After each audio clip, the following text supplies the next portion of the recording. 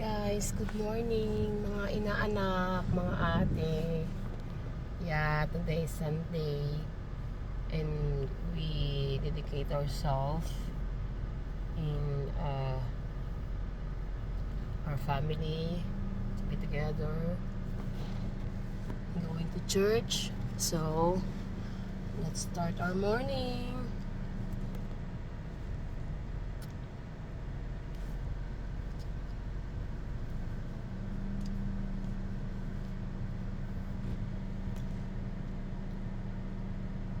See you again guys tomorrow para sa ating mga project. So, thank you for the whole week na ako ay sinuportahan nyo, hindi nyo ako iniwan. And masarap sa pakiramdam na pala na, oo. So, nakaka-addict din talaga ang nag-pay Facebook.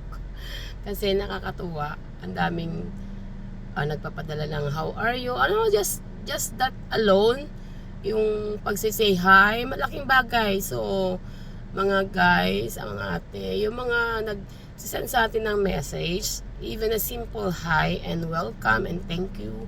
Masarap kaya yun sa pakiramdam. Kaya natutuwa ako pagka ganun na, hello, inaatay, madam, hello, ninang. Napakasarap sa pakiramdam yon. So, giving away a small piece of land is not really that hard. So, nakakatuwa. Maraming may gusto.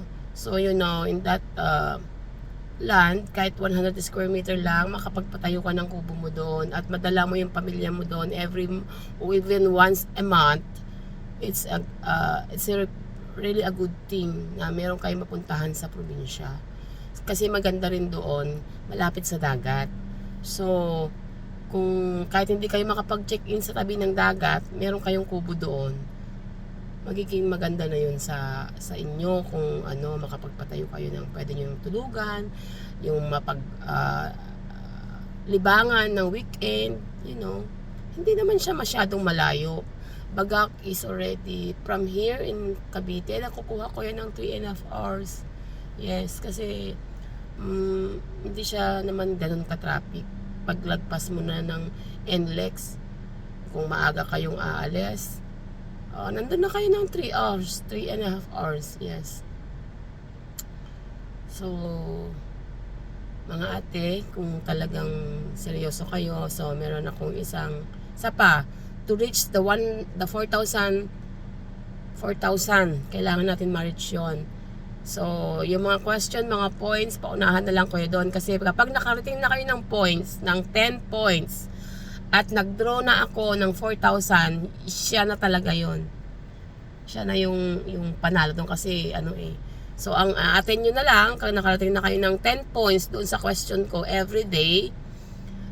Sorry minsan, nagagawa ko lang ngayon once a day.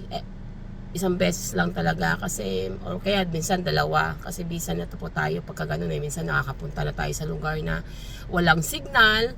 So sometimes hindi ko na magawa, so kasi nasa labas po ako lagi trabaho.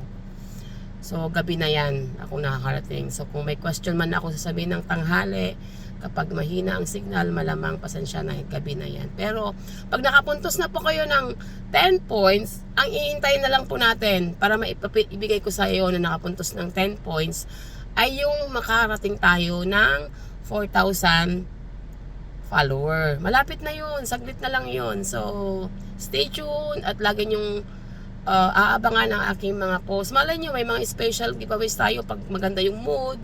Somewhere na makapag-live ako. Yeah.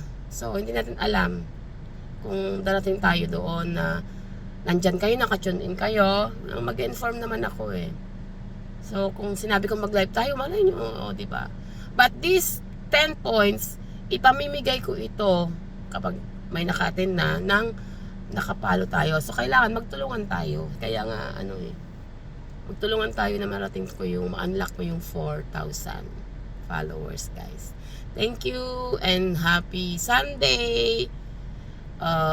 It's a day for us to rest and be with our family and wish go to church and be happy together with our family later, guys. Sige na mga anak-anak, at bukas ulit. Salamat ulit.